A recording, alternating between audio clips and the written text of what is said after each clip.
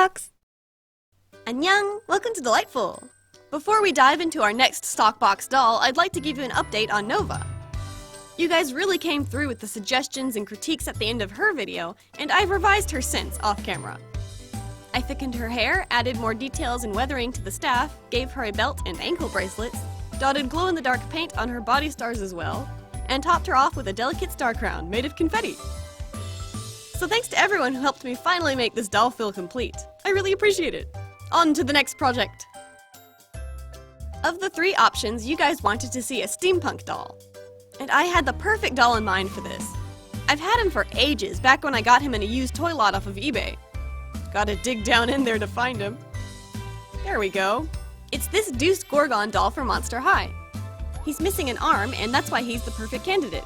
I want to make him a prosthetic limb, so the entire design is going to revolve around that attribute. Let's get started. The hardest part about working with Deuce is removing his scaly snake cap. You may have seen other artists tackle this before. It's always a struggle. You can heat it up, cut into it, pry it apart. It's not easy, but with enough perseverance you can get the darn thing off. One thing's for sure, they used some quality glue on this doll. So once you've ripped poor Deuce's snakes out, you're left with a chopped up indented skull. There's many ways to fill it. You could use epoxy, glue felt over it. I'm just gonna fill in the space with hot glue this time. I'll be gluing the hair on, not rerouting it, so hot glue is okay here. Now I know the purpose of the Stockbox series is to grab a doll from the bunch and make it custom on the spot, but I found myself at a cafe and I got to sketching. I couldn't help myself. So these are the general plans I have for the doll. I like to think it's steampunk meets Captain Jack Sparrow with a dash of K-pop star in there. Weird combination, but I think it'll look cool. So let's paint on his new visage. Remove factory paint with acetone and Q-tips using a slow scooping motion to lift it right off the vinyl. I took the scales off of his arm with a tissue too. Wipe the face down with warm soapy water to remove any remaining acetone. This better ensures that your sealant and materials will stick to the face later. Then it's time to seal. I use Mr.Super Clear. I've gotten onto a late schedule, so sorry about the dark footage. For some reason I always get inspired to work around 7 or 8 p.m. Anyway, let's begin. I draw in the initial lines in a brown pencil. We can darken things later when we're more sure of the placement of things. I want this character to look Korean. I don't know what it is about Deuce, but he's got the perfect mold for Asian males, in my opinion. Some people have asked what doll I used to make my husband, and he's a Deuce as well, although I switched him to an Ever After High body. I blush brown and rusty red pastels onto his eyes and lips, and add a dusting on his cheeks for more definition. With some of the larger shadows starting to form, I felt it was time to come in with the darker colored pencils. I know a lot of you out there are K-pop fans and have requested some kind of BTS doll. I'm the kind of girl who just has songs she likes. I don't really follow celebrities, so I'm not likely to make a doll like that. But it may interest you to know that I used this fellow as a face reference, so this may be as close as it gets. While filling in the eyebrows with darker pencil, I remembered that cool shaved eyebrow look Hextian did a long time ago. Looks edgy. I love it. With a white pencil, I highlight the corners of his lids as well as the sclera. From here on out, it's small adjustments. A little pink near the tear ducts, darken his makeup a little, highlight the bottom lid to make it stand out more, etc. Basically, push the values until you're satisfied. And if the colors stop building or you want to save your progress, spray the doll with sealant again and come back after 30 minutes to continue. Since I'm going to spray the face anyway, I might as well draw on his chest tattoo and draw on nipples as well so that he feels more real. Now I'll spray everything at once so I waste less sealant. Once we're back, it's time to add the last details. For me, this always includes drawing wrinkles on the lips because I tend to neglect the lips until the last minute. I guess I get too wrapped up in the eyes.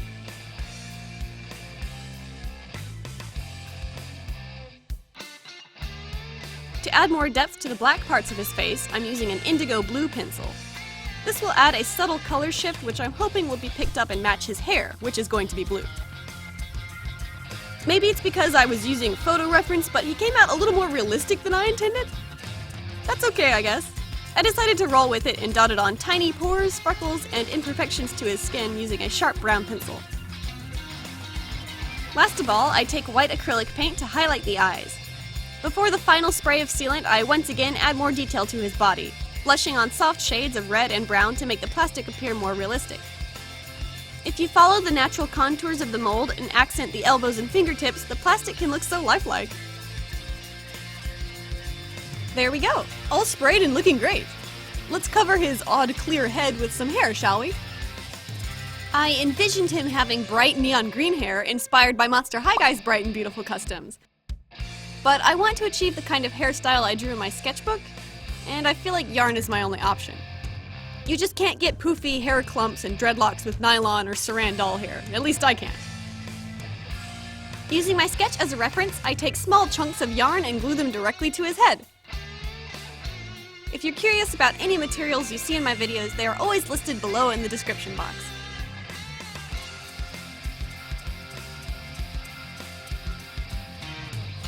Just in case we can see through the yarn, I thought I'd paint the head for good measure, although it didn't make a big difference in the end. I was careful around his temples, applying a small tuft of yarn that will blend into the painted sideburns. To make his mohawk, I prepared some glue wefts out of the loose yarn first. Once those were dry and trimmed, I coil up a short strip, apply generous amounts of glue, and stick it down in place. Use a strong, fast-drying glue like Elmers Glue All for quicker results. That's looking like a mohawk, alright. For the last section of his hairdo, I separate the yarn and combine strips back together, painting glue onto the tips to make them more manageable. I braided 4 of these for each side of the mohawk.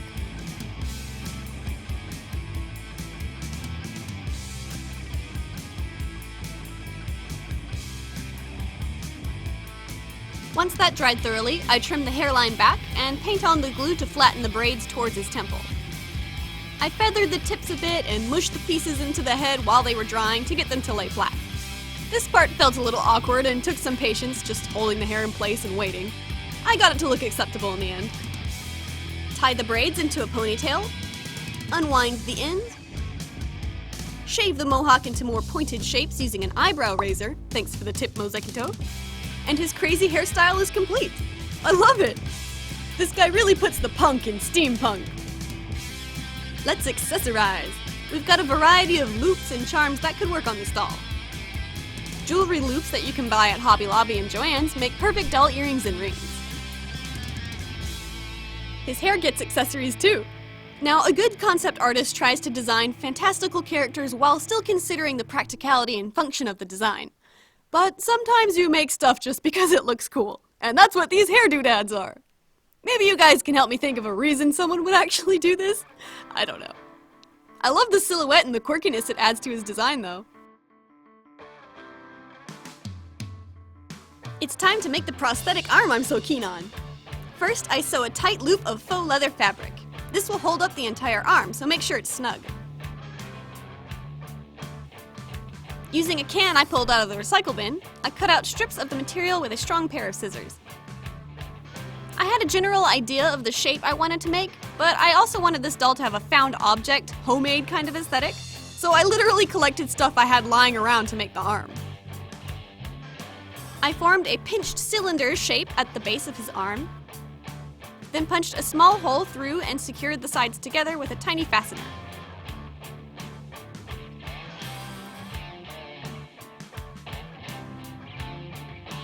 Time to start getting fancy with some articulation. I punch a hole big enough for a screw to pass through. Then make 2 oval shapes out of the can and punch 2 holes out of that.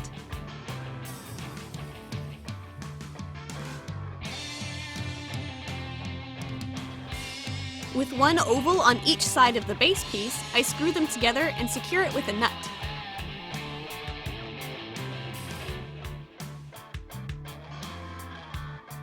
The forearm will be made using, whatever this thing is. Many prosthetic limbs I found ended in a useful hook shape, which I tried to recreate here with wire. Then Then I slipped the forearm between the two ovals and added screw number 2. Pretty slick, right? The machine arm is actually better articulated than the original. I spiced it up with a couple straps, but yeah, the tiny hook finger looks a bit wimpy, doesn't it? I think we can do better. That's more like it.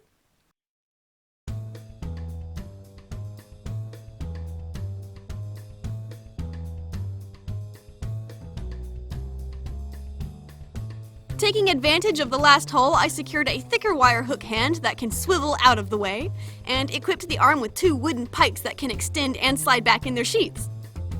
With a couple more bells and whistles, I'd say that's a robo-arm to be proud of.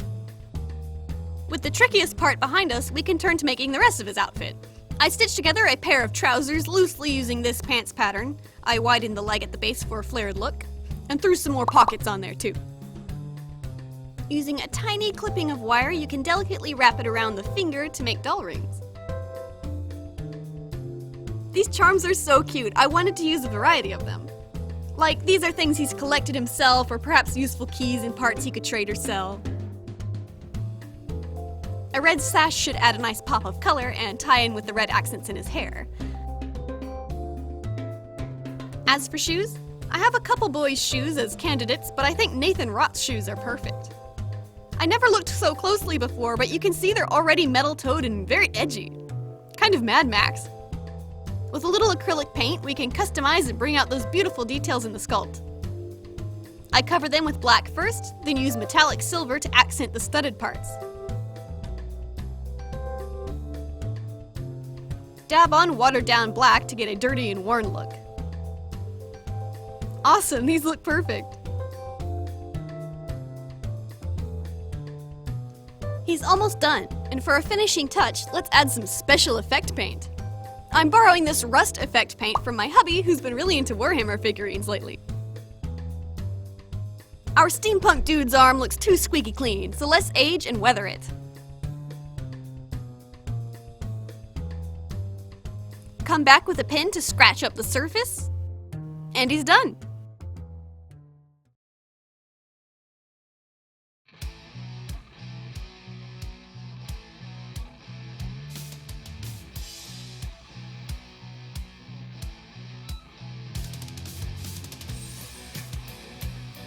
I think we're going to call him Ty Tanium.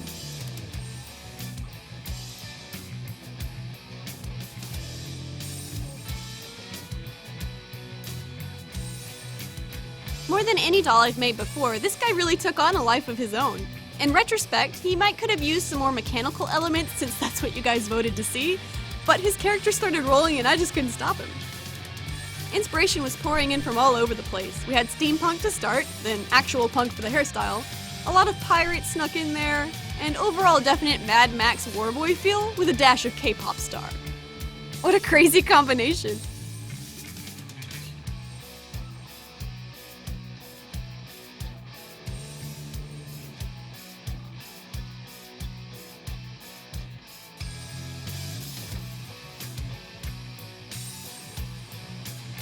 When I was researching for this doll, I was absolutely amazed and inspired by the wonders of modern technology when it comes to prosthetic limbs. From realistically modeled hands to artistically designed robo-legs, there's a wonderful variety out there. You can even get prosthetics 3D printed.